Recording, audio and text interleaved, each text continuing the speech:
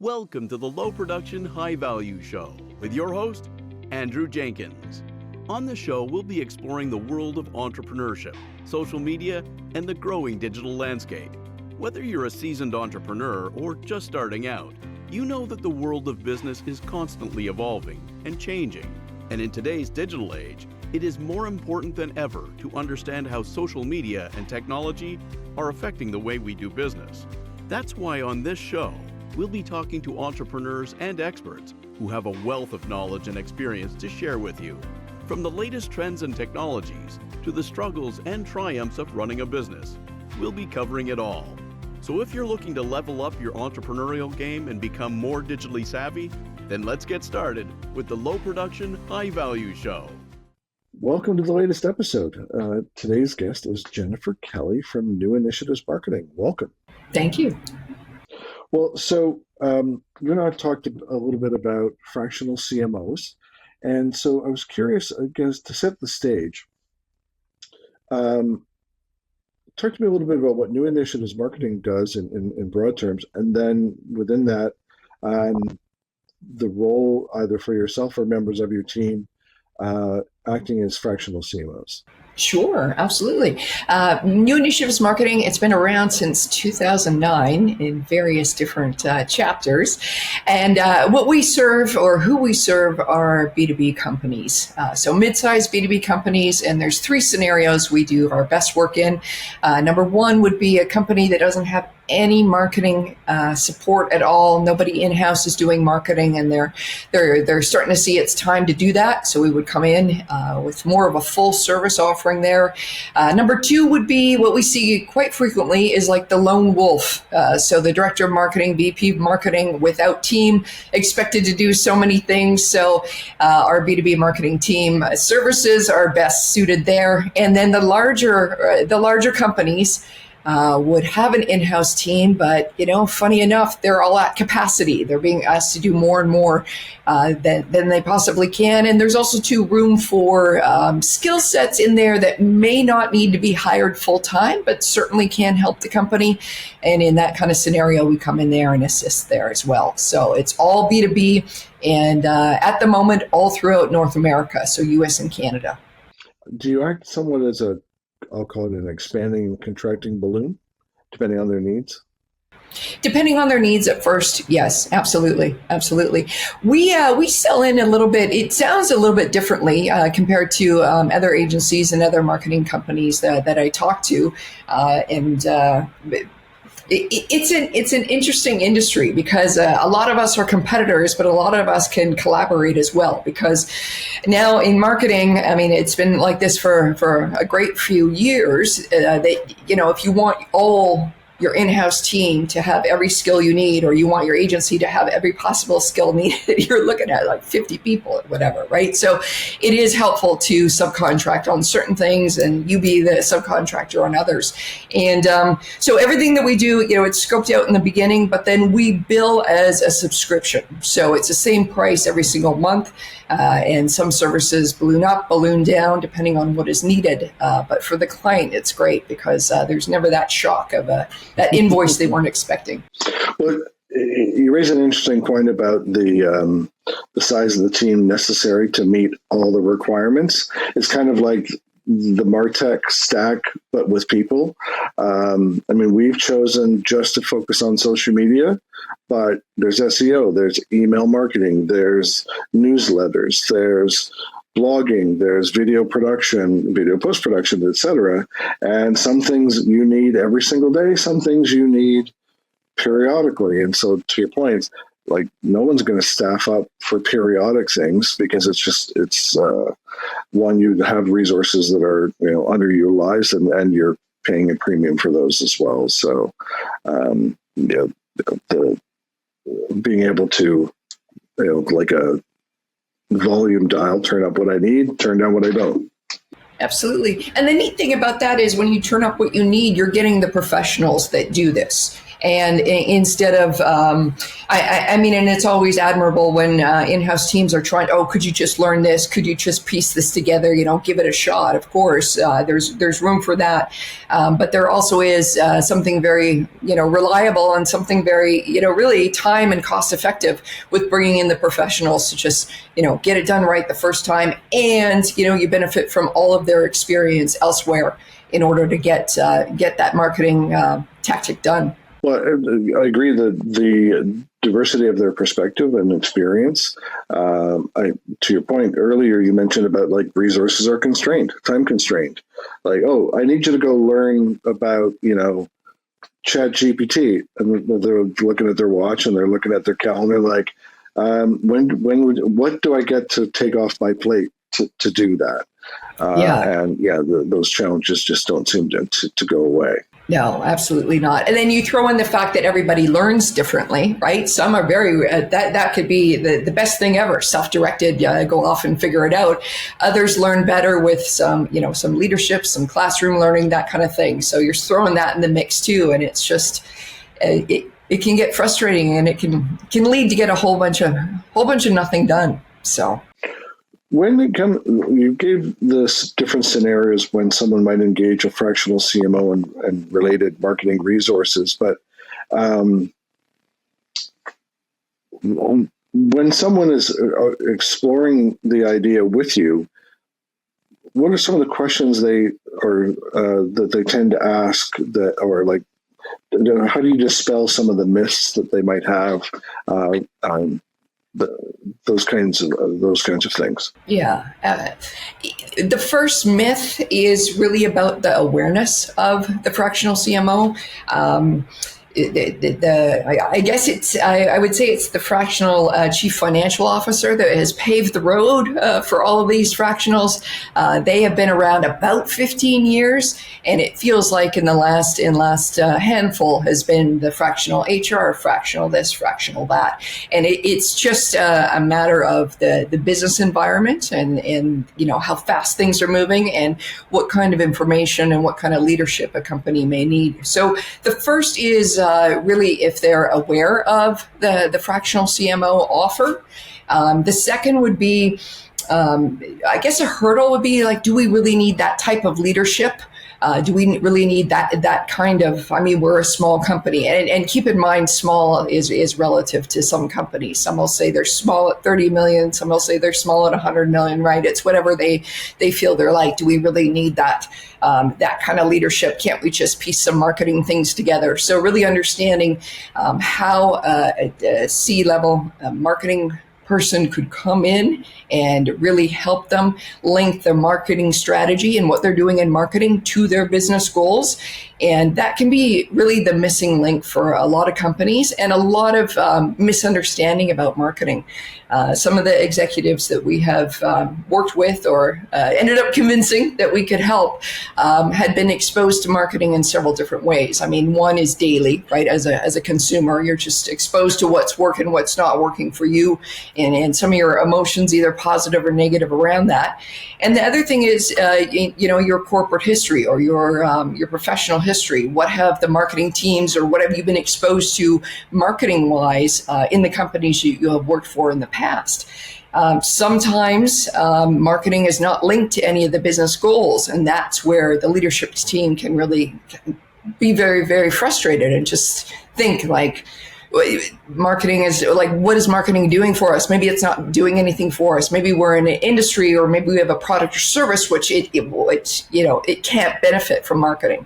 And then on the other side of the coin, this is kind of funny in a sad way, but marketing departments are sometimes known as the arts and crafts department, where it's just, okay, we're going to a trade show, we got to get marketing involved. So whatever kind of exposure that executive has had to marketing certainly leads into the conversation. And having them understand that marketing can actually help your company achieve its goals if marketing is let into the conversation about what those goals are. That's how you align all these marketing things you choose, which are going to really help the company get to where they're going. So that's how the conversation typically goes. Right. Well, so have fractional CFOs been a pathway in, because the companies that have hired fractional CFOs are already in the mindset of fractional resources? Yeah, 100%. They have been a really good door opener for us. So typically any company that has one fractional, yeah, just as you said, are more open to seeing how another fractional can work in there as well. So it's been CFO, and then actually fractional HR has come about in the last few years, which we have had a warm introduction to as well. You mentioned just a moment ago about alignment, and I'm wondering, when you come in as a fractional CMO and fractional resources, one, how do you build alignment in broad terms? But two, how do you build alignment in a sense, either in a part-time or in a diminished capacity? How do you bridge that gap? Absolutely. So you're not there every day. You're not having the conversations every day with all of the team members or all of the people in the company. And how do you make that happen? For us, it's worked best in environments that are partially or 100% virtual. So the fractional CMO is not feeling left out, or the people that are in-house don't forget about the fractional CMO. So that's definitely worked best. When we're brought in the fractional capacity, and one of the benefits of having the fractional is the fact that there isn't enough really full-time here for us to have a full-time chief marketing officer, which is why we're opting to go with the fractional model. So there would be that discussion ahead of time about that. And then it really is, and this is very interesting, because becoming a fractional CMO or having that work well for you, you do have to understand that it's not necessarily just about directing the marketing activities. You have a responsibility to build the bridge between finance, between sales, between the other leaders on the leadership team, to show and to understand how marketing can help and support them, and what's happening in the business. So it's the role requires the individual to have a broader experience or broader understanding of the general business, and as well how to bridge and develop those relationships with the others in the leadership team. Just to get a little more targeted, when it comes to working with sales, having worked on both sides of the aisle in that regard myself, what do you do to build rapport and trust? Because sometimes sales and marketing get along famously, and other times there's a little tension, shall we say. Yeah, absolutely. Yeah, that's very interesting. We have come from the point of view that marketing is there to support sales. So sales enablement is a large part of the services that we offer. And we do understand that marketing, to speak frankly, it means nothing if we can't bring in some deals that sales can then close. Within the broad marketing industry, I have noticed that generally there might be some apprehension around sales. Some marketing people would rather have nothing to do with sales, just do their marketing things. We're coming at it the exact opposite. So we're really in the beginning. We have a portion of our work that we do called Strategy First, and within that we are talking with and looking to understand what's happening in sales, whether it is from the beginning, what's going on with the pipeline, how could they be supported, what are they doing now? So it's really trying to understand what is happening now and where can marketing support that. So a couple of examples would be sales specific. It could be, you've got a leaky funnel coming down to sales. It's not about getting more leads. It's about fixing the process that we have right now.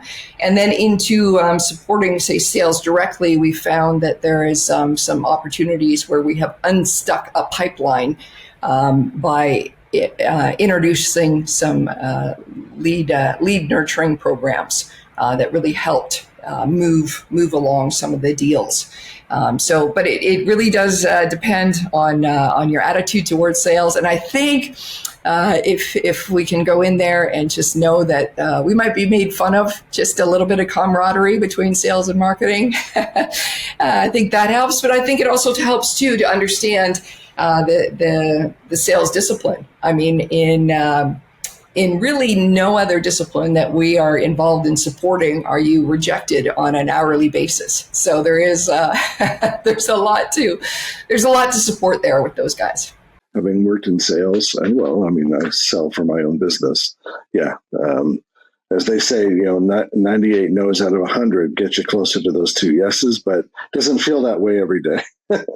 That's for sure. Yeah, that's for sure. To build on what you're saying, this idea of, partnering with them early and often, to understand what they're trying to accomplish and convey to them that you're supporting them. But when you talked about sales enablement, does that extend to things like employee advocacy and showing them how to and if we're getting into the weeds on this, forgive me, but showing sales how to better use their own personal brand and LinkedIn?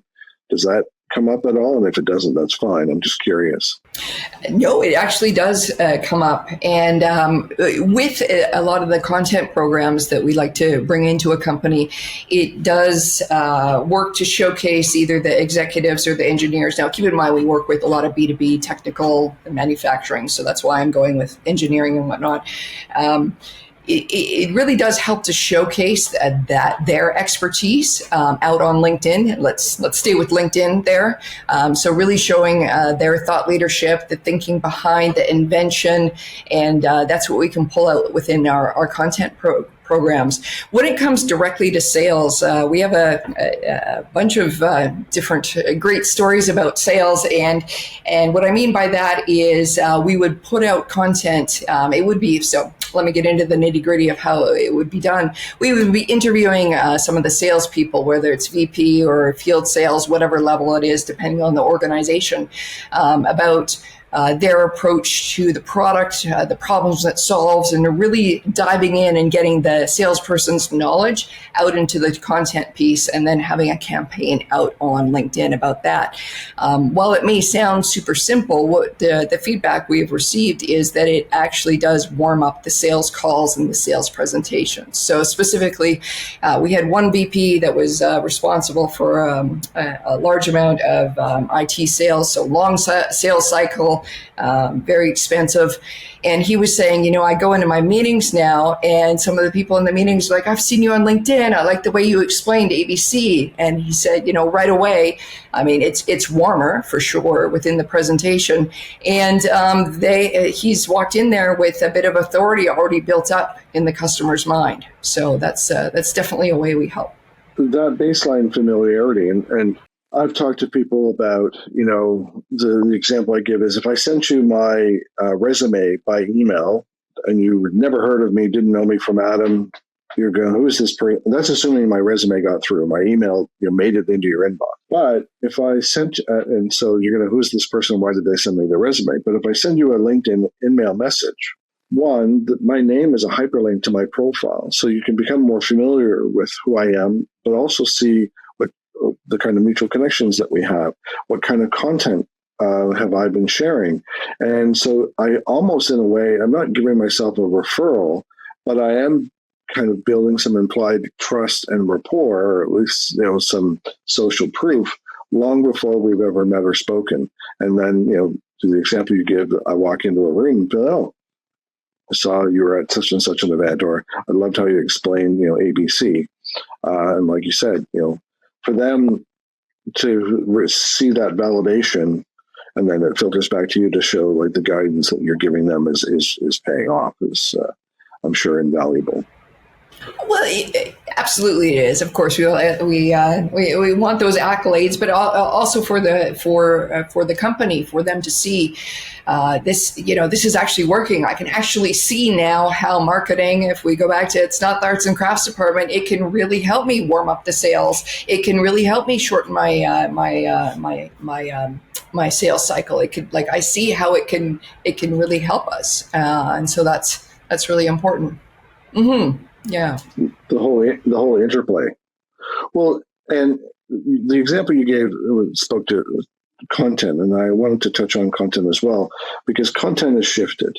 And what worked 6 months ago isn't necessarily working now. And sometimes you can end up circling back. So depending on the platform, I mean, obviously TikTok is video predominantly, with an incorporation of music. But then you have, now they'll do collections of images like a carousel and so on. But then you have LinkedIn that gives carousels do well, but video content does well.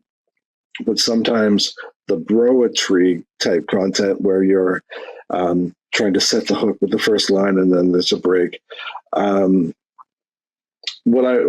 I'm going with all this is this idea of like, where are you seeing content headed, or what are you seeing that's performing well? And what should people be mindful of as they're considering their overall content strategy?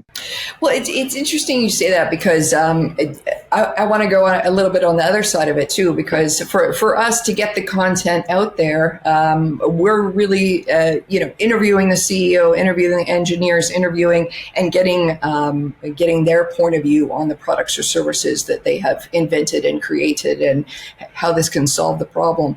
And typically we run into two different attitudes on that. One is, I don't have enough to say, so I don't know what I would blog about. And that's where we pull in the interview technique. And if you have an expert talking about their invention, you'd be surprised what you can get out there. Agreed. Yeah. They all have stories to tell you. They just don't feel that they can tell them, but then you just help them do it. So. Well, yeah. And the best thing is showing them, like, there is quite a bit of hesitation when we come in with this technique. There really is. And so what we have to do is, win over our client on that, make them feel comfortable, and really, say, the stuff that you're working on is very interesting for the market. Like, we got to put it out there in your words. And it's not until we can show them the analytics and what's happening with it that they believe. And then the greatest thing is when they come to the next interview, having their own ideas of what we should talk about. So that's really good there.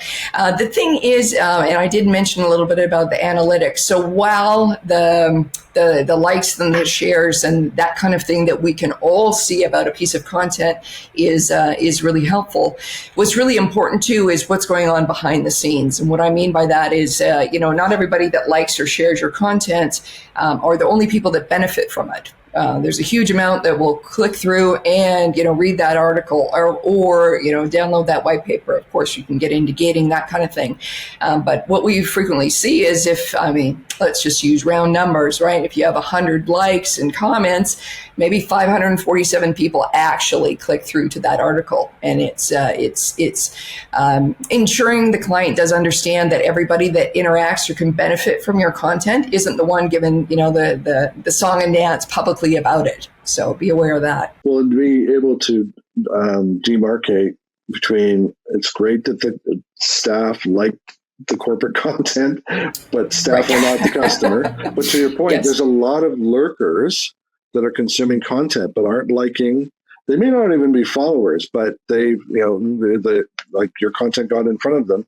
And this is where it's a blend of qualitative and quantitative, where you can go into, I'll use LinkedIn as an example, like we've been doing, where you can go in and look at job title, company type, or industry sector, companies, et cetera, who are looking at your content and validate, oh yeah, those are in our sweet spot, or whatever it might be. But this is where sometimes it gets glossed over because of likes and comments, when there's actually some pretty substantive insights to be captured. Absolutely. And then the other point of this, and you probably see this dealing with social a lot, that there is a lot of passionate attitudes towards certain channels. And that's always a tough conversation to have, because the passion against a certain channel is what I'm mostly talking about. And it's really trying to convince the client that, while you may not like that channel, there are, could be, we'll have to do the research and whatnot, your potential customers there. There are people that could be potential customers consuming on that channel, even though you don't like that channel. And so let's put the emotion aside and go get you some more business. So Social media has become an imperative for almost every business. Discover how to successfully implement an effective social media strategy that is supported and integrated throughout every part of your organization with this essential book from our host, Andrew Jenkins. Social Media Marketing for Business, Scaling an Integrated Social Media Strategy Across Your Organization, is now available from Amazon or KoganPage.com. Well, I'm sure you're similar to me in that I often have to say, how you use social media personally is not how your customer uses it. And I use myself as an example, and I say, I rarely go on Instagram personally. I don't. It's not a platform I find interesting. I'm a bit of a historical fan of Twitter, despite what Elon's doing to it. But that's how I behave as an individual. But I'm the first to say I fully respect Instagram for having the highest organic engagement, not counting TikTok. And it serves a purpose for conveying corporate culture and a variety of things depending on the industry and the company. But again, it's that idea of, to your point, setting emotions aside and being practical about are segments of my audience on what channels and how to best reach them through those channels with the appropriate type of content. I wanted to ask you about not so much a typical engagement, but maybe the best type of engagement. And what I mean by that is you operate on a monthly retainer, and that doesn't necessarily line up with projects. And full transparency, we operate on a monthly retainer as well. Sometimes people are looking at fractional resources because of the stage that they're at as a company. And so all that to say, they're just getting going. They're trying to establish their brand. Do you prefer to work with someone more on that, where they're later on, they've got their brand established and this is now about growth and execution? Or do you want to help them? Do you enjoy I'll call it the foundational work, or a mixture of the two? No, we enjoy and we are best with established companies that are either frustrated about being the best kept secret in the industry, or are finding that, we used to close, X amount of sales and now things are stalled and we're getting a bunch of price pressure. And so we are best working with those types of companies. And a couple of reasons for it is because when we come in with our marketing approach, it's similar to a system. So those companies that are established already have systems in place. And what I mean by that, they're either producing a product, producing a service. At the very least, a system that we all know about would be payroll. So you pay at a certain time. Everybody gets their pay. You're not thinking, let's pay every 4 days, maybe every 4 months. I don't feel like paying. And so while I make fun of that a little bit, that really drives to the point that a lot of companies think of marketing like that. Let's do a campaign. Let's not. I don't feel like it. But no, what we come in with our approach is it's very much, systematic. Yes, we can dial up and down certain campaigns and certain promotions and whatnot, but it's going to be like a heartbeat, always going every single day. And we just find that the mindset around accepting that type of system, and then our ability to execute and really help a going concern do much better is where our sweet spot is. And do you explain to them setting expectations to say, we're going to come in, we're going to set I'll call it baseline operations. Campaigns will come and go, but from an always on, like payroll happening every 2 weeks, or that people show up to work every day and hours of effort are accumulated, that they can see both, I'll call it the bright shiny thing that is the campaign, but they also see the day-to-day things that work up towards those campaigns and support them, and potentially make them all the more successful because the baseline operation is in place. Yeah, absolutely. And we do that by going in and doing a marketing strategy. And I know that means some people cower back and they just think, oh my God, it's going to be 9 years before that strategy gets into action. We have currently 60 day, we're working on making it 45 days, a strategy program. So once the strategy is complete and all the way through it, 3 points through us doing this strategy, we are inviting in the leadership team and the CEO and our sponsors in to say, this is what we're seeing. This is what we would propose to do. Are you in agreement? And so as we get to the end of the strategy, which is actually strategy plus, execution plan, the next day we can start executing. And so they already can see what has been planned out for, call it the heartbeat, and then the shiny objects. And then within the strategies, we have to give room for, the unknowns, right? Something new comes in, excuse me, to the market, something changes. That strategy has to be flexible enough to adapt to the unknown. And so that's how we handle that. Yes, it remains somewhat fluid. And there's no one marketing tactic, no one channel that is everyone's salvation. But given the different types of engagements you had, is there a cocktail or a few levers that you see or tend to work the best in combination? Is that email and social? Is it SEO and thought leadership content? Talk to me a little bit about that. Absolutely. It's so funny. There's not one thing, but if there was one thing, this would be the one thing, right? It's more of a combination. Like to your point, there is no one thing, but is it like a combination that they're complementary to one another? It's not really a chicken or egg situation, but like SEO is driven by content, and content is also, you build your content to some degree based on the keywords and the questions you're trying to answer. So there's a symbiotic relationship. But again, that still doesn't mean that we're doubling down on just SEO and content. Yeah, and no paid. No, I hear you. I hear you on that. I'm just giving you a hard time. So it would be, as I say all this, we would take a baseline of what is happening before we start. So where are you at, and go from there. So it would be, you did mention thought leadership. Ideally, that is in there if the client is willing and understands that thought leadership doesn't mean one article, one post, one interview, and all of a sudden they're a thought leader. That's a continuous journey up the mountain of becoming the thought leader. So yes, the proverbial marathon, not sprint. Yeah, no, exactly. So, and sometimes they don't know what that feels like until they get going, but we definitely, brief on that. If there was to be, the email marketing would be something that we would say needs to come in. And the reason for that is because, social media is fantastic, but you have seen, everybody has seen or been affected by any kind of algorithm change, and as a place to go and be aware, interact, you always want to invite them back to that email list. So I would say that the email list is that would be our one thing, if there was a one thing to do with that. I'm in agreement with that, because I even though I run a social media agency, I'll tell people, like, email is ubiquitous. Not everyone's on Instagram, not everyone's on Twitter, not everyone's on LinkedIn, and some are active, some are lurking, but everyone's got an email address, and so the list is what you own the list, and so there's can't ignore the value. Yeah.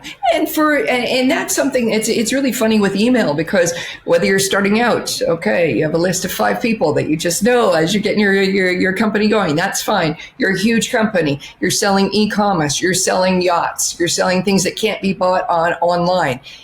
That is one channel that can be very, very effective, virtually across the board. We talked earlier about, building trust, but I also want to talk a little bit about when and if tension or friction arises during an engagement, and how you deal with that. Do you use, again, trying to take the emotion out? Do you use data to support your position? Do you have a candid conversation and ask them to present data back? Like, talk to us about that situation.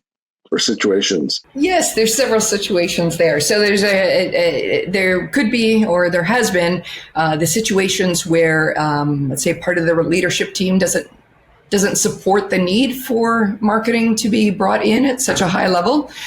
So that goes back to what has been the experience with marketing all the way along say personally, your career, or why do you not think that marketing will be able to assist the company? So there has been conflict there, or hesitation before we're able to come in. There has been it there.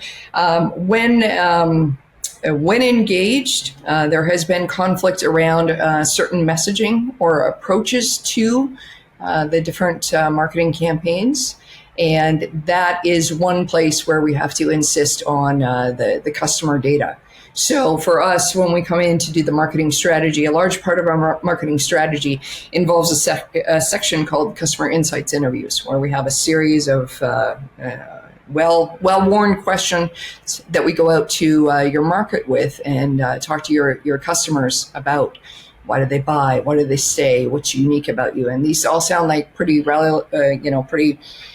simple questions, but the amount of information you get back about it has always been, we call it golden information. It's always been amazing. Many times the reason your customers are staying sure, your product service is good, but it's actually this thing over here that makes us stay. It's actually this thing over here is why we decided to work with you. And if you just stick with what either the folks in the company or the leadership team says is, what's great about our company, you're missing a whole other opportunity there. And so frequently... Sorry to interject, but does that happen more often than not? As in, the customers actually are the ones that refute or dispel the mythology of what the insiders think the company is and does? Yeah, absolutely. Yes, you have a good you have a good product, but it's actually because we renew once a month, and Julie in customer service is really helpful with all of our questions every month. So Julie or the customer service never came up in anything that the leadership team would say. They would say, "Oh, yeah, this is a great product." So it's the misalignment is usually it's more on the miss rather than, oh, we have a great product. No, you don't. It's something totally different. It's usually something that is not seen, not thought about, or the company thinks, well, that's just the way you do good business. Why would that be something that's so special? So. But Julie's not a piece of technology. But it's a great point that, appreciate the phrase, people will remember how you made them feel. And so Julie is doing, a stellar job of making the customer feel, supported, heard, et cetera. It has nothing to do with the product or technology or the broader service. And you kind of go, You need more Julies. You need more Julies, or exactly. And what are you replicating? And then this is how marketing could also come in. You're going into another region. The Julie here is important. How are we going to replicate what Julie does in the next province or the next state? For sure. The other miscommunicate or misunderstanding or conflict has been who we actually sell to. So we get a lot of that where. As we start, let's call it an engagement with a technical services or software, then buyers the CEO, then buyers the C level. It's the senior VP. It's right up there at the top. And throughout the customer insights interviews, what we typically find is while they sign off for sure. It's their directors and their managers that really have a lot of pull and end up coming to the C-level saying, okay, this is the piece of software we want for all these different reasons. Please sign off so we can get this. And then that's how the purchase is made. So that could be a conflict as well. Oh, the content we're putting out is too low level. It's not C-level. Well, you've got your directors and your managers are the ones that actually make the purchase. The purchase decision, huge influence on buying this software. So that's why we need to talk to, the problems that they have. Well, and they take that to the C-suite, but so to your point, you have to influence them, and they're the ones that are often the conduit or the filter, tasked with go and do the research. You're ultimately going to be the ones using said product or service, so they have to be on board rather than, because the risk of the company if they railroad it over their directors and middle management, I mean, it's doomed. Yeah, from well, day and one. absolutely. And you've seen it. You've seen, like, if we stick with software, you've seen software being implemented from the top down. And then what happens? The people end up, they're off on Google Sheets or Excel, just actually doing the work because, the software doesn't do what they said it was going to do, or it's too hard to use, or whatever. So it's, Oh yeah. Well, the joke about Yammer that Microsoft bought was because IT directors were finding that their whole network was turned into Swiss cheese because people were signing up on Yammer with their own personal credit card or their corporate card, and there was instances of Yammer of teams outside of the corporate network, and they were collaborating, and IT was just like, "Oh my god!" But it's because they didn't have a solution internally, and so it's this whole the conflict between culture and technology. But I know I'm preaching to the choir. I'm sure that's okay. No, it's all good. All the time. No, it's good. So speaking of seeing things, what are you paying attention to from a B2B marketing trend point of view, and what are you distilling to your clients? Like, I mean, AI is hot, but it's easy to get caught up in the bright and new shiny thing, but it's about the applicability to your clients and things like that. Like just not just AI, but and beyond. But what are you seeing, and what are you paying attention to and advising clients about? So yeah, there is AI, but there's also AI from the not technical point of view, but the human point of view. Being in marketing here in our organization, we've had some concern about it, particularly from some of our writers. Oh my goodness, is this going to take away my job? Are you going to need me anymore? And that kind of thing. So I think that it's really important to address, I guess, the emotions around your team around that. And in our situation, I'm having the writers get used to AI and that, like, have it help you brainstorm. Don't be afraid of it. But the way that we do all of our content is the interview with the client. So, I mean, we still need you. We still need you. And we still need you to be in conversation with the client to pull out those golden nuggets. So, anyway, so the emotional side of that, it's so important, and I'm not really sure how to put it in a neat box. But if it's not addressed internally, it feels like you're going to lose some of your human potential there, right? Because if the human spirit gets broken in certain work environments, it's hard to recover from. And I know that sounds super dramatic, but I just have seen some of our content writers just like, oh my goodness, like this is what my purpose is. Is this, is it over for me? Like, no, it's not over for you. And being compassionate about that. Obviously, it's ongoing. I'm not totally sure how to deal with it, but I just think that there is. That emotional aspect of it has to be talked about, and it's a real concern. Well, I was just going to say, it's easy to pay lip service to this idea, oh, don't worry. But to your point, it's how do you get them on side to realize these are simply tools to help you be more creative. It can consider it another brush to a painter, and that you can, to your point, ideate. One of the things I've seen recently that I'm really getting value from is asking AI to take the contrarian perspective, asking it to argue the opposite, tell me what questions to anticipate, and so on. And like I'm in the same camp as you in that even for the writers I have, it's not I have not found AI to be good at authoring from scratch. You need to give it source material to derive some things, to foster questions, to brainstorm. But I still come back to a human being the creative, conduit. So again, easy to say. Easy, yeah, easy to say. But you were also going to talk more about some trends that you're paying attention to. Yeah, some of the trends. So where we as an organization and me particularly stay up to date, we are in a paid peer network. So there is a network out there called the Duct Tape Marketing Consultants Network, and it's a group of I think we're about 150 now consultants from. I was going to say all around the world, largely North America. There's New Zealand and Australia and some other countries in Europe in there as well.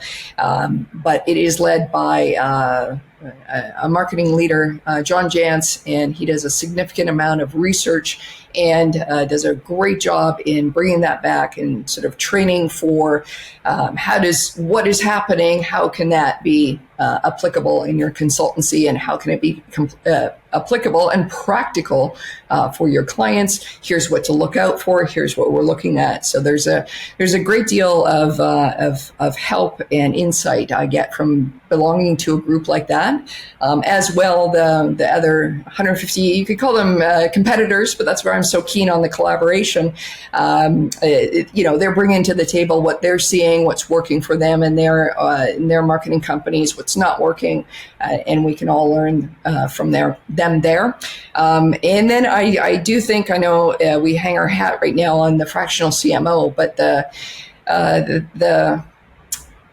flexibility and the ability and the welcomeness of bringing in the fractional experts is a trend that I see more and more sort of medium-sized companies really embracing, because you get, if you I guess in a grand statement, you get all that insight, all that expertise. Yes, it is a fraction of the cost. Yes, it is a fraction of the time, but it can just set you up for such a great journey in a faster way. Well, to your point, in the current environment, there are big tech companies like Google and Meta and so on. They're having layoffs. People are having to answer for their budgets, and they kind of go, well, I can either have nothing, or I can have a fractional resource, a sounding board, a collaborator, a whole litany of things, or nothing. And I think it seems to me that it would be obviously I'd rather have something than nothing. And if that something can help me progress my objectives, meet my that I've been mandated to pursue, then I mean. Yeah, it just, to me, it seems logical. I know that sounds self-serving, both for you and I, but just in the current environment, people are having to make every dollar stretch. So, well, absolutely, and that's not to say that in-house or full-time is not a possibility, or that it's against that. But say you're trying to figure out your next hire. If you have a fractional come in, it can kind of give you an idea. Do we need that? Do we need something at more the director level? And with most fractional engagements, you can bring them on pretty quickly, and usually depending on what kind of contract you set up, some can come in at advisory for just 30 days, and it can give you really a wealth of help in your next direction for sure. Mm-hmm. Well, if you've had a situation where you've informed their strategy, now it's informing the structure of the organization to execute successfully. So to me, it makes logical sense that you would have that role as conciliary or advisor. Well, that can be one of the hardest things too for a strategy. Sounds great, but the actual leap to get it into action. So what do we do this day? What do we do monthly? What do we do? How do we set this thing up? How do we get, which do we set up first so we get, the benefit of, our budgets being used wisely. So that can be something that it can be mind-blowingly hard for some people. And that's where we can come in and sort of pave the way for that, get them into a well-oiled system. And then, if they're like, okay, we see the value, we see that sometimes, we see the value of this, we want to bring that in-house. Absolutely. Let us help, transition over. And then they have their in-house team. But seeing what is possible, this can be a good option. Does it help that you're somewhat at arm's length? I talk about this idea of you only get about a foot deep in the politics. You're there to advise and execute and assist. I mean, yes, there can be some friction or some resistance or roadblocks from a political or opposing agenda, but from the standpoint of you're not there to jockey for a position or jockey for a promotion or whatever. You are there because you've been tasked with helping. And sometimes that you're less encumbered by some of these other things. Does that aid your success? It can, for sure, in some instances, probably about half and half. So it does aid. You're there to get it done. You're judged on whatever the KPIs are that you agreed to. You're showing up every day with the team to get it done, or every day, every week, whatever your mandate is. Where the political stuff isn't always all that bad, right? So sometimes being external, you're not privy to other opportunities that are happening, other directions the company is moving in, and so you don't get that opportunity. You're not in the loop. You're not in the loop, for good or for bad, right? Yeah. It goes both ways. Yeah. Mm-hmm. Well, as we come to a close, if there were, one or two things that you would advise organizations about where and how to engage a CMO, what would you leave them with? I would leave them with CMO, fractional CMO. Sure. I mean, if they need a CMO, I mean, that's a consideration too, right? I mean, it's if they already know that they could benefit from the chief marketing officer level of thinking and what that brings, but it doesn't suit them, the fractional would be the way to go. The other thing I would recommend is if it's the first time hearing about the fractional CMO or any of the fractional executive movements or, that are on offer now, get to know what that can do for your organization, because it can be a way to fast track a lot of things in the organization to help you. And then the last thing, if I could just leave with some marketing advice, would be, revisit that newsletter. Like that email newsletter that goes out to your colleagues and your customers. If you need something fast to do, revisit that and see if that can get up and running. There's gold in them, their email addresses. There is. Well, it's so true, because email is probably the longest digital form of communication out there. So, it's a great point to leave folks with. So thank you very much for that. And thank you for your time. I really enjoyed the conversation. Right. So did I. Thank you. Thank you for joining us on this episode of the Low Production High Value Show. Be sure to give us a rating and subscribe to make sure you never miss an episode. Don't forget to check out Volterra at volterradigital.com to learn more about how they can support your social media marketing.